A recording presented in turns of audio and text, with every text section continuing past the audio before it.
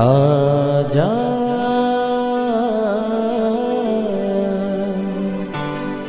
प्रभु यीशु के दर आजा,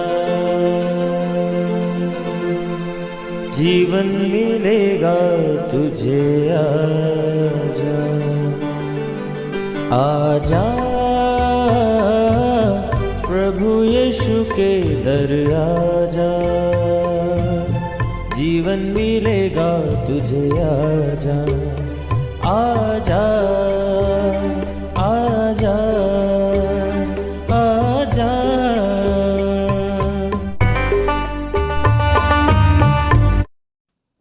praise the lord everyone. मैं pastor Kulbhushan Johar, Asian church of Christ Vancouver BC से प्रोग्राम नई जिंदगी की ओर में आप सबका बहुत बहुत स्वागत करता हूं। मैं उम्मीद करता हूं आप सब अच्छे होंगे, तंदुरुस्त होंगे और परमेश्वर के कलाम में बढ़ रहे होंगे। तो आइए हर बार की तरह परमेश्वर के कलाम में से सीखने से पहले, वचन को पढ़ने से पहले, आइए हम अपनी आंखों को बंद करेंगे, अपने सरों को झुकाएंगे। आइए हम प्रार्थना करेंगे। सर्वशक्तिमान परमेश्वर यीशु मसीह नासरी, हम आपका धन्यवाद करते हैं। आप अच्छे सच्चे जीवित परमेश्वर हैं, दुआओं को सुनते हैं।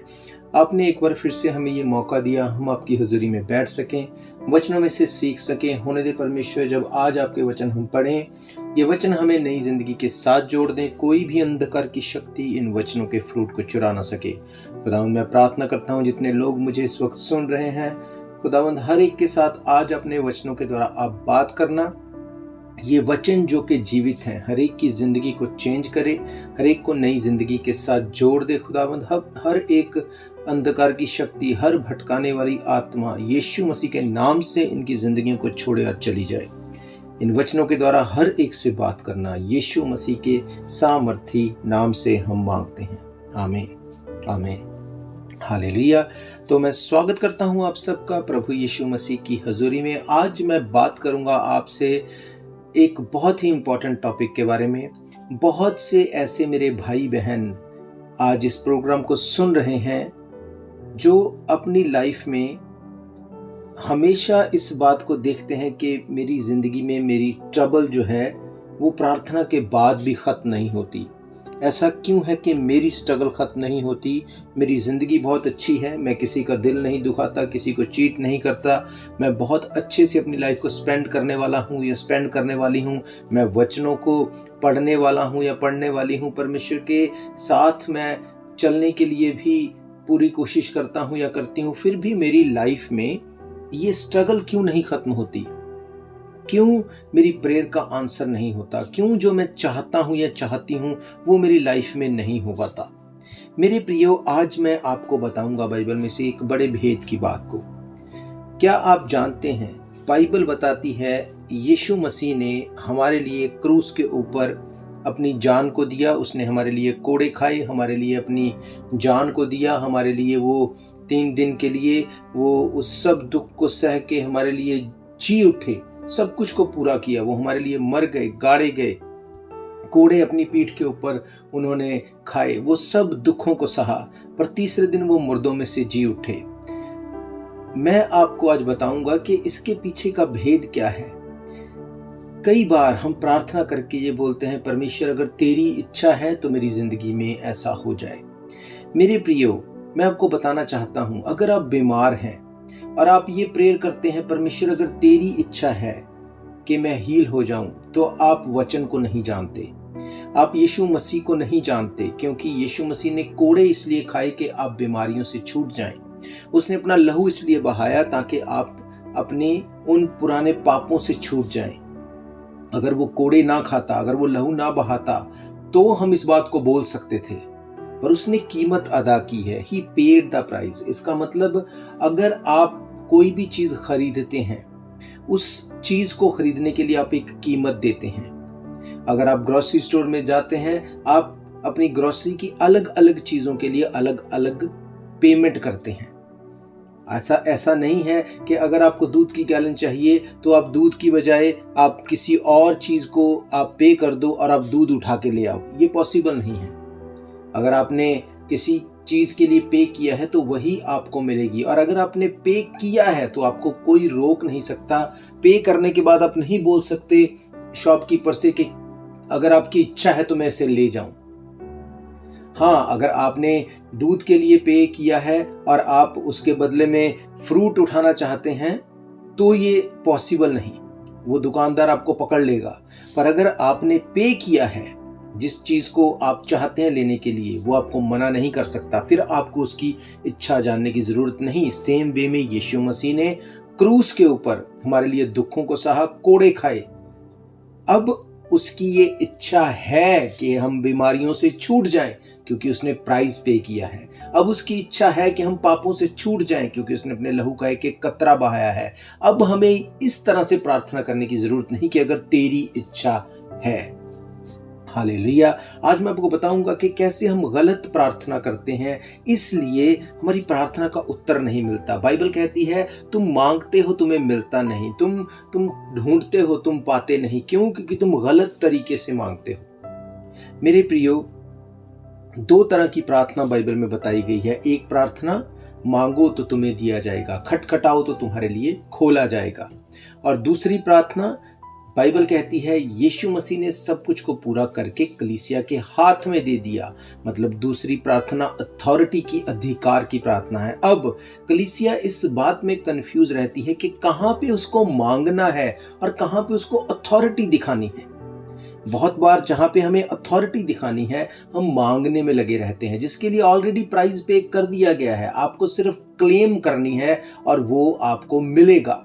पर जिस चीज को आपको मांगना है उस चीज के लिए कई बार हम परमेश्वर से हम उससे झगड़ा करते हैं, हम आर्गुमेंट करते हैं, जो कि सही नहीं। इसीलिए प्रार्थना का उत्तर नहीं आता। आइए हम परमेश्वर के कलाम में से देखेंगे एक वचन को जो हमें मिलता है भजन संहिता 86 उसकी वर्स 7। लिखा है, संकट के दिन मैं तुझको पुकारूंगा क्योंकि तू मेरी सुन लेगा। हालेलुया। मेरे प्रियो, यहाँ पर दाऊद एक बहुत ही भेद की बात बताता है। वो बोलता है संकट के दिन मैं तुझे पुकारूंगा क्योंकि तू मेरी सुन लेगा। वो कैसे इतनी श्योरिटी के साथ बोलता है? वो बोलता है कि जब मेरे ऊपर संकट आएगा तो मैं तुझे पुकारूंगा, तू मेरी सुन लेगा। आप में से ऐसा कौन है जो इस बात को बोले कि हाँ मेरे ऊपर ट्रबल है और मेरी प्रेयर का उत्तर होगा ही होगा? हम अक्सर क्या बोलते हैं, परमेश्वर हमें इस प्रॉब्लम में से निकाल। अगर वो प्रॉब्लम नहीं निकलती तो अगर हम क्या बोलते हैं, अगर परमेश्वर तेरी यही इच्छा है तो ठीक है। पर क्यों दाऊद ने यहाँ पे ये बोला, संकट के दिन मुझे पुकार, मैं तेरी वो तेरी सुन लेगा। मेरे प्रियो, हम इसको ओरिजिनल भाषा में देखते हैं कि क्या दाऊद ने कहा। दाऊद ने जो इस बात को बोला कि संकट के दिन मैं तुझे पुकारूंगा, पुकारने के लिए ओरिजिनल भाषा में, इब्रानी भाषा में, क्योंकि बाइबल जो है इब्रानी और ग्रीक भाषा में लिखेगी, इब्रानी भाषा में जो वर्ड है 7121 नंबर, उसका मतलब है QARA,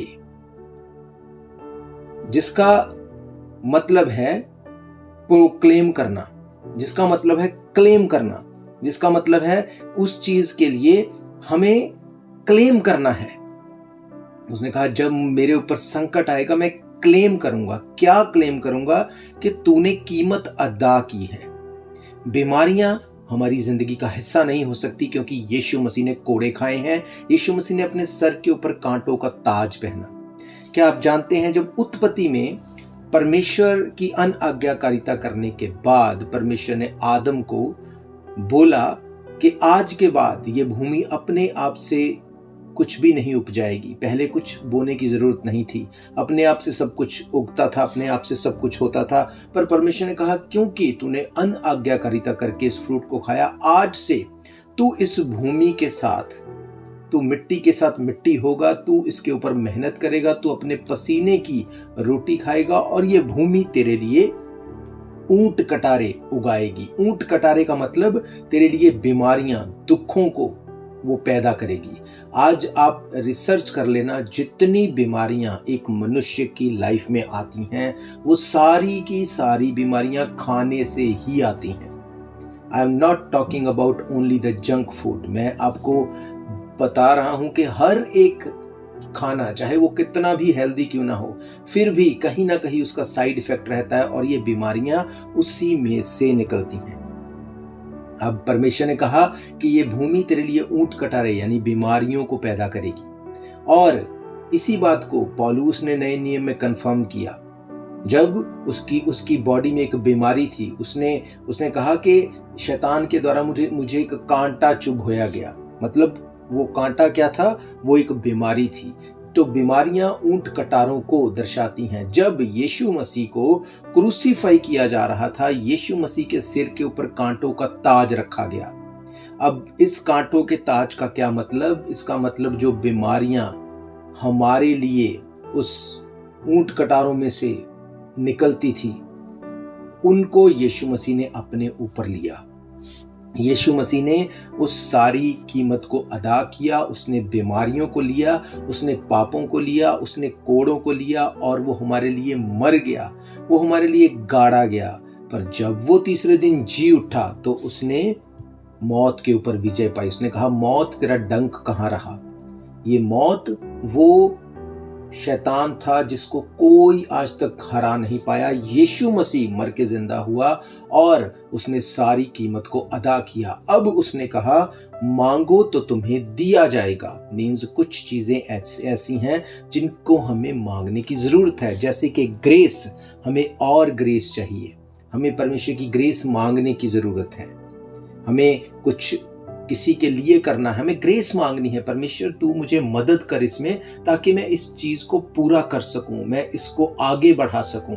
पर जिस चीज के लिए उसने कीमत अदा कर दी, अब बाइबल बताती है साल्वेशन फ्री है। साल्वेशन मीन्स उद्धार फ्री है। उद्धार का मतलब जो आदम हवा ने पाप किया, उस पाप को करने के चलते मनुष्य जो है वो पाप में फंस गया और मौत उसकी जिंदगी में एंटर हुई। यीशु मसीह के क्रूसीफाई होने से, उसका लहू बहाने से, क्योंकि पुराने टाइम पे पाप होने के बाद वहां पे जानवरों के बलिदान को दिया जाता था, उनके लहू को बहा के। आज भी लोग ऐसा करते, लहू को बहा के पापों से क्षमा लेते हैं। पर यीशु मसीह अपना लहू बहा के उन सब पापों के लिए कीमत को अदा कर दिया। अब यीशु मसीह ने कहा, साल्वेशन, उद्धार फ्री है। अब तुम्हें लहू बहाने की जरूरत नहीं। जो लहू मैंने बहाया, तुम्हें फेथ करना है उसके ऊपर। तुम्हें अंगीकार करना है कि यीशु मसीह आप मेरे लिए मर गए, गाड़े गए, तीसरे दिन मुर्दों में से जी उठे। जो पाप आदम से चला आ रहा था, मेरी ब्लड लाइन में था, उसको आपने दूर कर दिया। मैं ये फेथ करता हूं, मैं ये फेथ करती हूं कि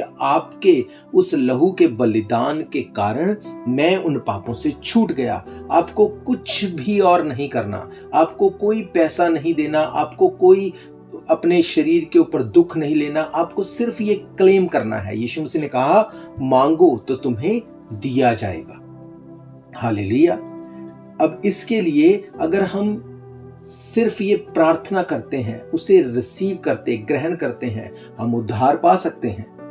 इसमें हमें कुछ भी देना नहीं पड़ेगा। क्यों? क्योंकि यीशु मसीह ने उस कीमत को अदा कर दिया।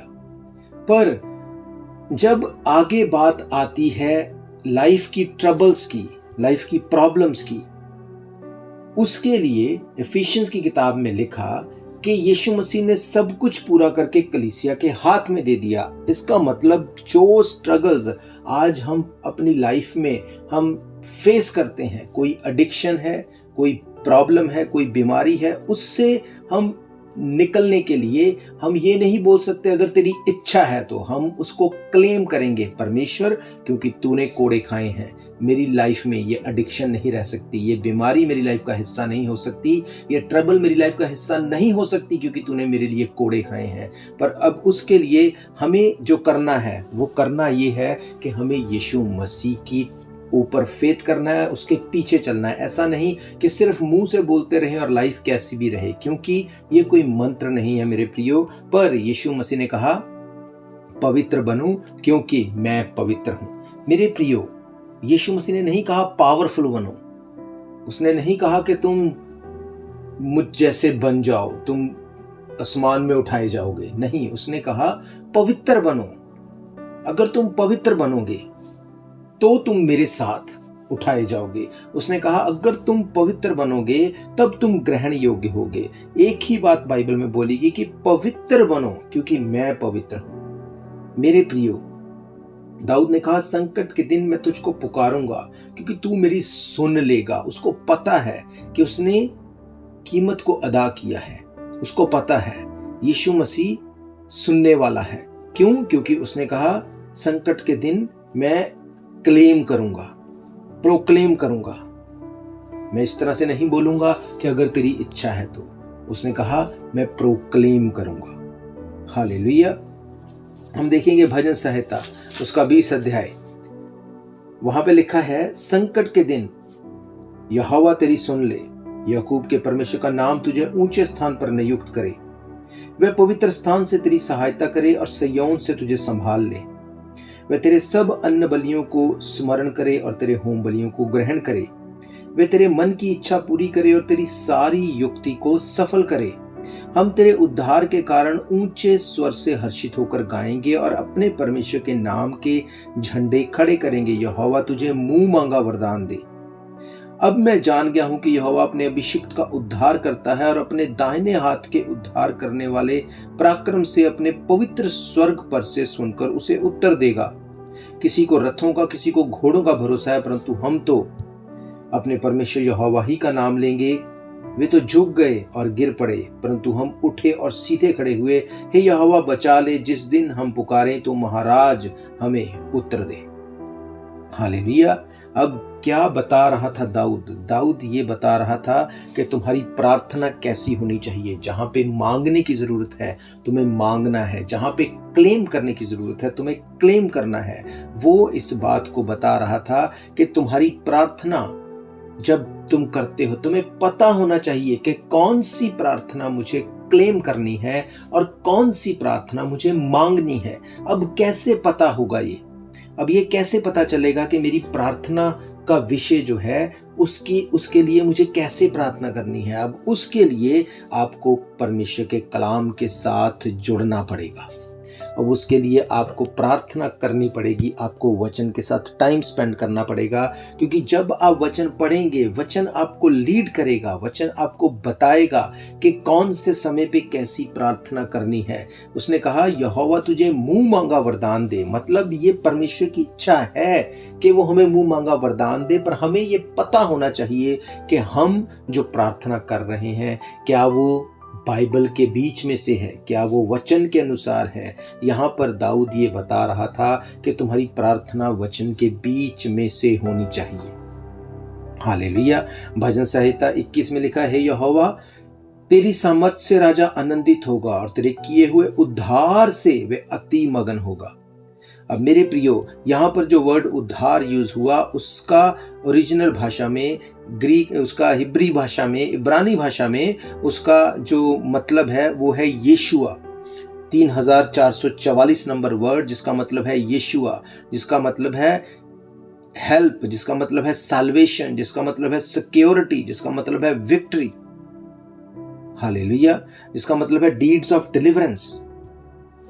वचन ये कह रहा है कि हे यहोवा तेरी समर्थ से राजा आनंदित होगा और तेरे किए हुए उद्धार से वो अति मगन होगा। वो उद्धार मतलब वो आपकी विक्ट्री, वो आपकी साल्वेशन, आपकी सिक्योरिटी, डीड्स ऑफ डिलीवरेंस, आपकी हेल्प, इससे वो अति मगन होगा। हालेलुया। मेरे प्रियो, बाइबल हमें तरीका बताती है। 3 आयत में लिखा क्योंकि तू उत्तम आशीषें देता हो उससे मिलता है और तू उसके सिर पर कुंदन का मुकुट पहनाता है। हालेलुया। मतलब कि अगर हम परमेश्वर की स्तुति करते हैं, अगर हम परमेश्वर के कलाम में बने रहते हैं, अगर वचन को पढ़ते हैं तो वचन बात करेगा हमसे, वचन बताएगा कि हाँ तुम्हारा ये विषय है, इसके लिए तुम्हें क्लेम करना है। हाँ तुम्हारा ये विषय है, इसके लिए तुम्हें प्रार्थना करना है। अगर आप प्रार्थना नहीं कर सकते, आपको लगता है मैं प्रार्थना नहीं कर सकता, आपको लगता है मैं टाइम स्पेंड नहीं कर सकता, तो वचन पढ़ो। वचन में लिखा है वो खाने वाले को रोटी और बोने वाले को बीज देता है। अगर आप खाने वाले हैं मीन्स अगर आप बोलते हैं कि मुझे प्रार्थना करवानी है, आप बोलते हैं कि ठीक है आप मेरे लिए ऐसा कर दो, तो वो क्या कर रहे हैं, आप रोटी ले रहे हैं, उसको एक बार में खाएंगे और वो फिनिश हो जाएगी। पर अगर आप बीज लेंगे, बीज क्या है, बाइबल बताती बीज परमेश्वर का वचन है। जब आप इस वचन को लेंगे तो उसने कहा वो बोने वाले को बीज देता है। जब ये बीज आपके अंदर होगा, आपको पता होगा कि बाइबल क्या कहती है, बाइबल मेरी मेरी प्रॉब्लम के लिए किस तरह से मुझे लीड करती है प्रार्थना करने के लिए। जब आप इस बीज को लेके बोएंगे, आप 10 मिनट 15 मिनट से शुरू कीजिए। जब आप इसको रोज करना शुरू करेंगे, आप देखेंगे आप इसको बढ़ते हुए, आप इसको प्रभावशाली होते हुए देखेंगे। हालेलुया। अब कुछ लोग हैं जिनको लगता है कि हाँ, हमें तो बताया गया है कि 3-4 घंटे हमें रोज बैठना है, जो कि कोई भी जन शुरुआत में नहीं बैठ सकता है। पर जब वो नहीं कर पाते तो फिर वो निराश हो जाते हैं। उनको लगता है नहीं, बाकी भी नहीं करते, हमें भी करने की जरूरत नहीं। मेरे प्रियो, पौलुस ने फरीसियों से कहा कि क्यों तुम दूसरे लोगों की गर्दन पर वो जुआ रखते हो जिसे तुम खुद उठा नहीं सकते। मेरे प्रियो, आपको शुरुआत करनी है 10 मिनट से 15 मिनट से। प्रार्थना करो, परमेश्वर से प्रार्थना करो, उससे अपनी प्रॉब्लम बताओ, वचन को पढ़ो। ये वचन आपसे बात करेगा। बाइबल कहती है तीमुथियुस की किताब में, ये वचन नहीं, ये जीवित वचन है। ये वो वचन है जिसके ऊपर परमेश्वर ने अपना सांस फूंका। आप और मैं, हम मिट्टी थे, जब परमेश्वर ने अपना सांस फूंका हम जीवित जान हो गए। मेरे प्रियो, ये वचन जो कि जीवित है, जब आप इससे पढ़ेंगे, ये आपसे बात करेगा, ये आपको बताएगा कि आपकी ट्रबल के लिए आपको करना क्या है। आपके बच्चे, अगर आपको लगता है फेलियर उनकी लाइफ में है, उठाओ बाइबल, निकालो वचन। बाइबल जहाँ पे कहती है धर्मी का वंश पराक्रमी होगा, आप इन वचनों को क्लेम कर सकते हैं। पर आप करेंगे कैसे? जब आपको पता होगा ये वचन मेरी बाइबल में लिखा है। जब आप उस वचन को पढ़ेंगे और बोलेंगे, परमेश्वर तेरा वचन कहता है कि धर्मी का वंश पराक्रमी होगा, मेरा वंश पराक्रमी होगा, क्योंकि यीशु मसीह पे फेथ करने के द्वारा मैं धर्मी बनता हूं। बाइबल कहती है उसके लहू बहाए जाने के ऊपर फेथ करने के द्वारा हम धर्मी बनते हैं। जब आपको ये पता होगा, आप बीमारियों से घिरे हैं, आपको अगर ये पता ही नहीं बाइबल क्या कहती है आपकी बीमारी से छूटने के लिए, आप प्रार्थना करते रहेंगे, आप नहीं छूट सकते। बाइबल कहती है यीशु मसीह हमारे लिए मर गए, गाड़े गए, तीसरे दिन मुर्दों में से जी उठे। बाइबल कहती है उसके कोड़े खाने से हम चंगे हो चुके हैं। अगेन, ये मंत्र नहीं है। जब आप उसके कोड़े खाने पे फेथ करते हैं, आप उस तरह से लाइफ को जीना शुरू करते हैं, पवित्रताई में चलते हैं, वचनों के साथ टाइम स्पेंड करते हैं, आराधना करते हैं, प्रार्थना करते हैं, अपना टाइम परमेश्वर को देते हैं, आप देखेंगे बीमारियों को जाते हुए। और बहुत से लोग जो ऐसा करते हैं और स्टिल वो प्रॉब्लम में है, मैं आपको बताना चाहता हूं, दूसरों के लिए हेल्पर बनो, दूसरों के लिए हेल्प करनी शुरू करो। जो ट्रबल आप अपनी लाइफ में देखते हैं उसको भूल जाओ, उसको साइड पे रख दो और सेम ट्रबल के लिए दूसरों के लिए प्रार्थना करनी शुरू करो। हालेलुया। मेरे प्रियो, बहुत बार हम सेल्फ सेंटर्ड होके ही प्रार्थना करते रहते, परमेश्वर मेरे लिए ये हो जाए, मेरे लिए ये हो जाए, मेरे लिए ये हो जाए, और हम उसका उत्तर नहीं देखते। जब आप इसको साइड पे रख के आप उन लोगों को ढूंढेंगे, प्रार्थना करेंगे उनके लिए, आप अपने शहर के लिए, अपने प्रोविंस के लिए, अपने देश के लिए जब प्रार्थना करेंगे, आप भी उसी शहर, उसी प्रोविंस, उसी देश में आते हैं। परमेश्वर आपको कभी नहीं छोड़ेंगे। उसने कहा मैं तुझे कभी नहीं छोड़ूंगा, कभी नहीं त्यागूंगा। हालेलुया। मैं आपको ये क्यों बता रहा हूं? मुझे पता है, आपको पता है प्रार्थना करनी कैसे है। मैं आपको ये बता रहा हूं कि आपको वचन में से प्रार्थना कैसे करनी है और क्लेम कैसे करना है। और जब आप इसको इस तरह से करेंगे, आप रिजल्ट को देखेंगे। हालेलुया। ये पॉसिबल नहीं कि आप रिजल्ट को ना देखें। मेरे प्रियो, बाइबल बताती है, यीशु मसीह ने कहा कि अगर तुम रिजल्ट लेना चाहते हो, तुम्हें मेरे वचनों के अकॉर्डिंग चलना पड़ेगा। उसने कहा अगर तुम मुझसे प्रेम करते हो, तुम मेरी आज्ञाओं को मानोगे। भजन संहिता 24 उसकी 4 आयत में लिखा है, जिसके काम निर्दोष और हृदय शुद्ध है, जिसने अपने मन को व्यर्थ की बात की ओर नहीं लगाया और न कपट से शपथ खाई है। मेरे प्रियो, बाइबल बताती है जो अपने मन में शुद्ध है, वो जो निर्दोष है, वो पवित्र स्थान में खड़ा हो सकता है। मीन्स वो परमेश्वर के आगे प्रार्थना करने के लिए जा सकता है और परमेश्वर उसको उत्तर देंगे। बाइबल बताती है डैनियल जब वो शेरों की मांदों में गिराया गया, शेरों की मांद में जब वो गिराया गया, शेर वहां पे कितने दिनों से भूखे थे, पर जैसे ही वो शेरों की गुफा में फेंक दिया गया, परमेश्वर ने शेरों के मुंह को बंद कर दिया। और जब राजा अगले दिन उसके पास आके पूछता है कि हे दानियल, जीवित परमेश्वर के दास, क्या तेरा परमेश्वर तुझे बचाने पाया? दानियल ने उसको उत्तर दिया, हे परमेश्वर, तू युगन युगान जीवित रहे। दानियल ने कहा, क्योंकि मैंने तेरे और परमेश्वर के विरोध में कोई गलत काम नहीं किया, मैं निर्दोष हूं तेरे और परमेश्वर के सामने। इसलिए परमेश्वर ने अपने दूत को भेज के शेरों के मुंह को ऐसा बंद कर दिया कि वो मेरी कोई भी हानि नहीं कर सके। हालेलुया। मेरे प्रियो, बाइबल बताती है जब उसके बाद उसको बाहर निकालने के बाद जिन लोगों ने उसके विरोध में युक्ति बनाई थी, जब उनको उस शेरों की गुफा में डाला गया तो वो जमीन तक भी नहीं पहुंचे। रास्ते में ही शेरों ने उनकी हड्डियां तक चबा दी। मेरे प्रियो, बाइबल बताती है वचन में से की गई प्रार्थना फ्रूटफुल है।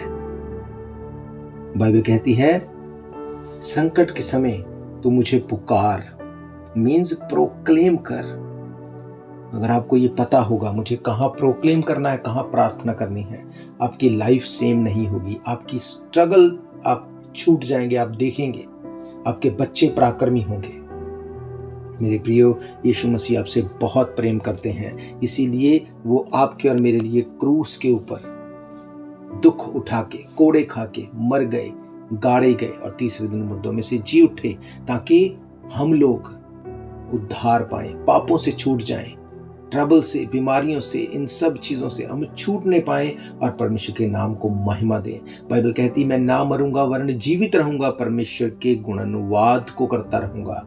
इसका मतलब परमेश्वर वो हमें बीमारियों में या घटी में या गरीबी में रखने के लिए नहीं चाहता। वो चाहता है कि हम पराक्रमी हों, पर क्योंकि हमें वचन का ज्ञान नहीं, इसीलिए बाइबल कहती है परमेश्वर के वचन के ज्ञान के ना होने के कारण परमेश्वर की प्रजा नाश हो रही है। हालेलुया।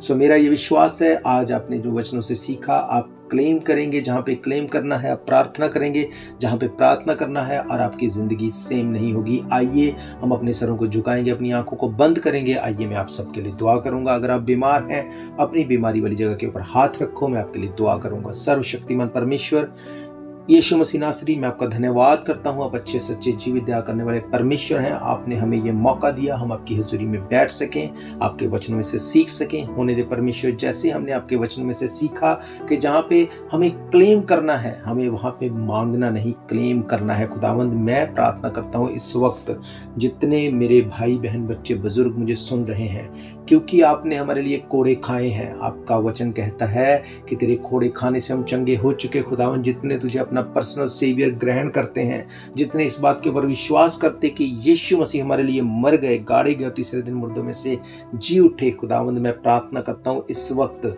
आपकी उस कोड़े खाए जाने के कारण इनकी हर बीमारी गिरे यीशु मसीह के नाम से। खुदावंद, ये हाथ नहीं, ये आपका कॉन्टैक्ट पॉइंट हो और स्वर्ग छुए इनको और इनकी बीमारियां गिरें और ये पूरी तरह से आजाद होने पाए। हर ट्रबल खत्म हो, हर प्रॉब्लम जाए और आपके नाम को महिमा मिले। खुदावंद, हर एक जन गवाही के साथ खड़ा हो, कोई भी अंधकार की शक्ति इनको डिस्टर्ब या डिस्ट्रैक्ट न करे। यीशु मसीह के नाम से हर डिप्रेशन, हर एंजाइटी, हर ट्रबल, हर प्रॉब्लम, हर बीमारी गिरे और यीशु मसीह का नाम महिमा पाए। खुदावंद, यीशु मसीह के सामर्थी नाम से हम मांगते हैं, आमीन आमीन। तो मैं आपका धन्यवाद करता हूँ, अपना कीमती समय निकाला। मैं आपको बताना चाहता हूँ, अगर हम इन प्रोग्राम्स को फिर से सुनना चाहते हैं, हमारे YouTube चैनल के ऊपर जाके डेट वाइज सर्च करके इनको सुन सकते हैं, Asian church of Christ at Vancouver BC। और इसके अलावा अगर आपकी कोई भी प्रेयर रिक्वेस्ट है, कोई भी क्वेश्चन है, आप हमें कॉल करें, हम मिल के आपके लिए दुआ करेंगे और मेरा फेथ है आपकी ज़िंदगी सेम नहीं होगी। और इसके अलावा अगर आप जानते हैं किसी भी ऐसे व्यक्ति को जो स्टूडेंट है, जो अपनी इमिग्रेशन में स्ट्रगल कर रहा है, आप हमें ईमेल करें अपनी प्रॉब्लम, अपनी ट्रबल के बारे में asianchurchofchrist@gmail.com पे। हम आपको RCIC के जो क्वालिफाइड मेंबर हैं, जो लॉयर्स हैं, आपको उनके साथ कनेक्ट करेंगे, आपकी प्रॉब्लम को सॉल्व किया जाएगा। और मेरा ये फेथ है हम मिल के इस इमिग्रेशन की ट्रबल को ख़त्म करेंगे। तो हम फिर मिलेंगे नेक्स्ट वीक प्रभु यीशु मसीह की हुजूरी में। God bless you all. शायद ये मौका होगा आखिरी, तुझको बुला रहा है नासरी। धोखा ही धोखा संसार है, प्रभु यीशु का सच्चा प्यार है।